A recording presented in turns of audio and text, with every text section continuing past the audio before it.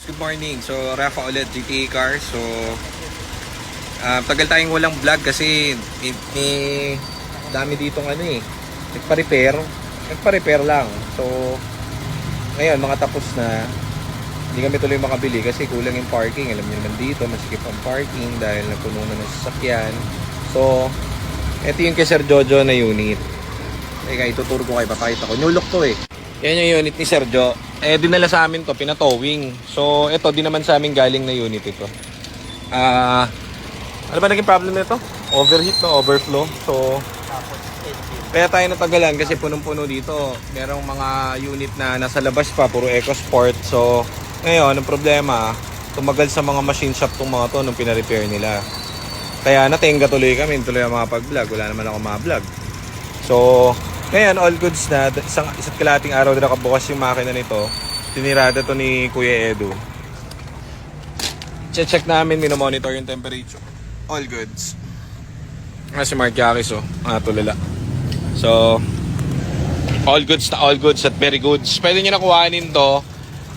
Kaso sabi nung mechanic namin, painitin pa hanggang mamaya. Bukas na lang siguro. Ngayon, tapos pwede pa din mamaya. Tapos mamayang gabi daw ulit. Hapon hanggang gabi.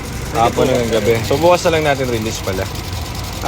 Tinowing to papunta rito eh. So, nakisuyo si sir, pwede natin i-repair yung unit niya. So, susuyo naman tayo sa mechanic natin para isabay na itong unit niya. So, all goods na. Wala nang problem to.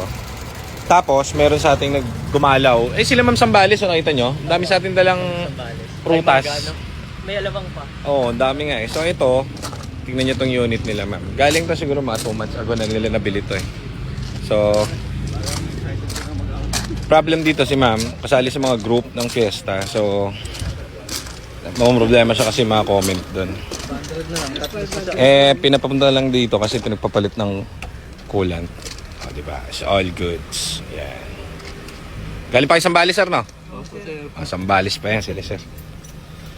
Wala pa kayo nagastos dito kahit magkano? Wala pa, sir. Wala pa. Gasolina lang, sir. Gasolina lang. Sila ma'am, galing pa Sambales siya, nagpa-PMS.